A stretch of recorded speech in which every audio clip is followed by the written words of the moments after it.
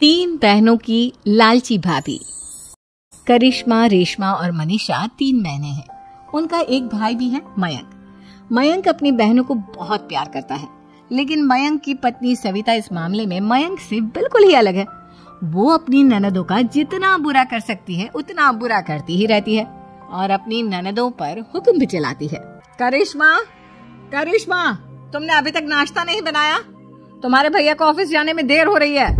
हाँ भाभी, बस अभी बनाती हूँ। करिश्मा, तुम ये ढीलापन छोड़ दो। कल को पराये घर जाना है। वहाँ अगर तुम इस तरह से काम करोगी तो लोग क्या कहेंगे कि माँ ने और भाभी ने कुछ सिखाया नहीं। और तुम्हारी दोनों बहनें कहाँ हैं? रेशमा मार्केट गई है और मनीषा सो रही है। क्या? सुबह के 8 बज रहे हैं और ये महारानी अभी भी सो रही है? ये कहते हुए सविता अपनी सास दुर्गा देवी के पास जाती है। माँ जी, देख रही हो अपनी बेटियों के तौर तरीके? क्या हुआ बहू, सुबह सुबह क्या कर दिया मेरी बेटियों ने?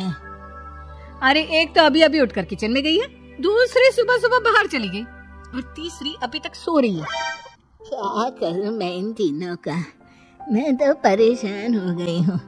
जा जाकर उठा उसे, रेशमा से मैं बात करती हूँ। सविता सीधा मनीषा के कमरे में जाती है और उससे कहती है, महारानी जल्दी उठो, सूरज सर पर आ गया है। भाभी थोड़ी देर और सोने दो ना, मैं रात को लेट सोई थी। वो क्या है ना, यूनिट टेस्ट चल रहे हैं। शराफत से उठती है या नहीं, या फिर पानी की भरी बाल्टी डालूं तेरे ऊपर?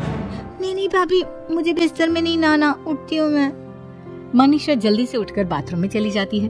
सभी आराम से बैठकर नाश्ता कर रहे होते कि तभी रेशमा बाजार से हाथ में सामान लिए आ जाती है। रेशमा को देखते ही सविता उस पर बरस पड़ती है। लो, आ गई महारानी। ऐसा भी क्या सामान लाना था जो सुबह आंख मलते ही बाजार की तरफ रवाना हो गई? भाभी, कल आप ही तो चीख रहे थे कि घर का सारा सामान मुझे ही लाना पड़ता है, घर में किसी को भी किसी काम से कोई लेना देना नहीं है। अब मैं बाजार जाकर सामान ले आई तो आपको इस बात से भी तकलीफ हो रही है? देख रही हो माँ जी, अपनी बेटी की जुबान कैंची से भी तेज चलती है। और मयंक, आप तो कुछ कहेंगे नहीं अपनी लाडली बहन को।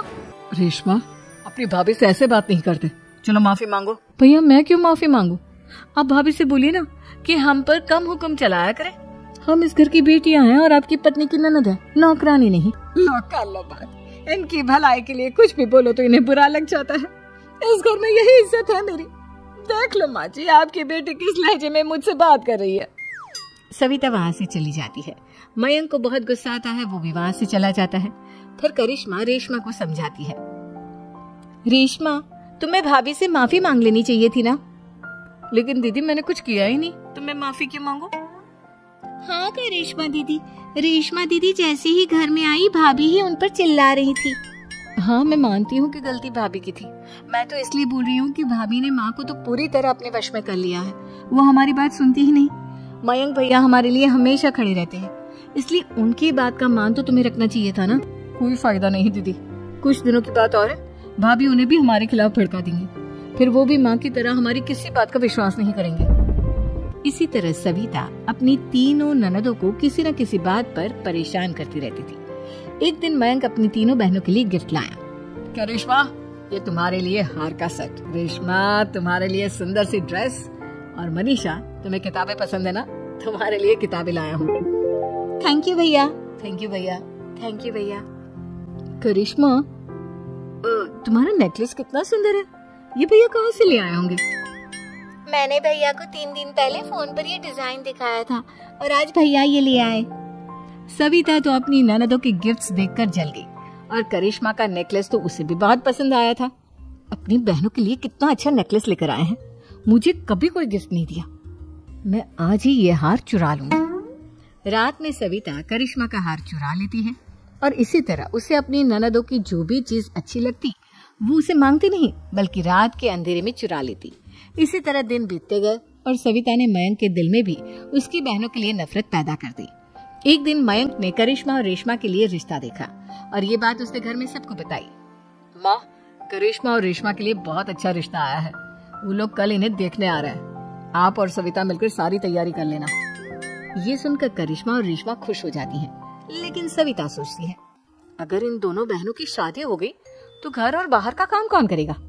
मनीषा तो एक नंबर की कामचोर है, उससे तो किसी बात की उम्मीद लगाना ही बेकार है। मुझे इस शादी को रोकना होगा। अगले दिन सभी लड़के वालों के स्वागत की तैयारी करने में लगे होते हैं। तभी मयंक अपनी बहनों से आकर कहता है, तैयार हो गई तुम दोनों? देखो दोनों लड़के बहुत अच्छे हैं, मैं कोई कसर नहीं छोड़ना चाहता, इसलिए तुम उनके सामने अच्छे से बिहेव करना और अपनी भाभी से लड़ने मत लग जाना।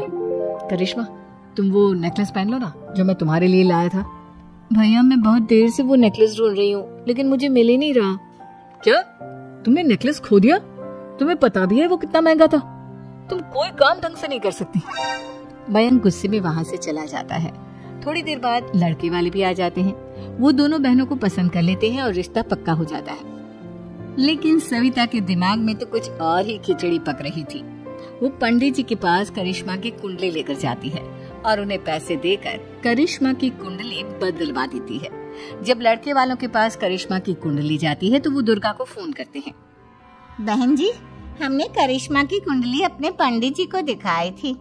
आपकी बेटी की कुंडली नहीं बल्कि दोषों का पिटारा है। देखिए, मैं और मेरे पति इन सब बातों में बहुत विश्वास करते हैं, इसलिए हम आपकी बेटी से अपने बेटे की शादी नहीं करा सकते। इस तरह करिश्मा का रिश्ता टूट जाता है और सभी घर वालों को बहुत दुख होता है।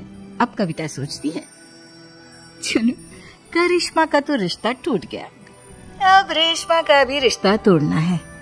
क्या करूं क्या करूं? अब सविता आवाज बदलकर किसी अननोन नंबर से रेशमा के होने वाले ससुराल में फोन करती है। हेलो, मैं कौन हूँ कौन नहीं ये आपके लिए जानना जरूरी नहीं, बस इतना सुन लो कि रेशमा का 2 साल से किसी के साथ अफेयर चल रहा है। बस रेशमा का रिश्ता तोड़वाने के लिए सविता का इतना कहना काफी था। अब रेशमा का भी रिश्ता टूट गया। मयंक और दुर्गा देवी ने रेशमा को खूब खरी खोटी सुनाई और उससे बार बार उस लड़के के बारे में पूछने लगे। आप दोनों मुझे क्यों परेशान कर रहे हो? अरे कोई लड़का होगा मेरी लाइफ में तो मैं बताऊंगी ना, जब कोई है ही नहीं तो कहाँ से लाऊं मैं कोई लड़का? तो तेरे होने वाले ससुराल वालों को फोन किसने किया था? मैं नहीं जानती किसने फोन किया था, मैं सच कह रही हूँ। मैं तो पहले ही कह रही थी इसकी लगाम खींच कर रखो, लेकिन मेरी सुनता ही कौन है। आप चुप रहिए भाभी, ये सब आपका ही किया धरा है।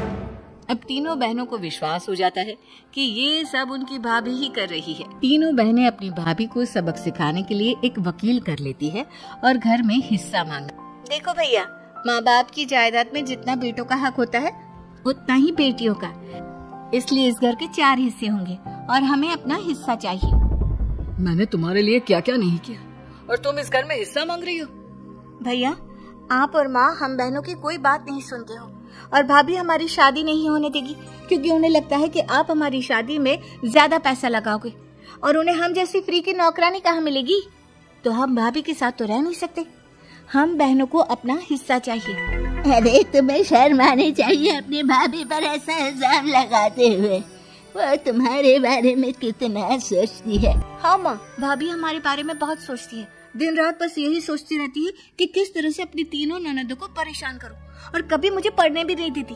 दोनों बहनों का रिश्ता भी तो इन्होंने ही तोड़वाया है और रात में हमारे कमरे में आकर हमारी चीजें भी चुराती हैं। इसी तरह सविता की तीनों ननदें अपनी बात पर अड़ी रही। अब कोर्ट में तारीख भी शुरू हो गई। जब सविता को लगा कि उसकी तीनों ननद इतनी आसानी से नहीं मानने वाली, तो उसने अपने पति और सास को सारी सच्चाई बता दी और अपनी तीनों ननद से माफी मांगी। मयंक और दुर्गा को भी अपनी गलती का एहसास हो गया। अब सविता खुद करिश्मा और रेशमा के लिए अच्छा रिश्ता ढूंढती है और उनकी शादी करवाती है।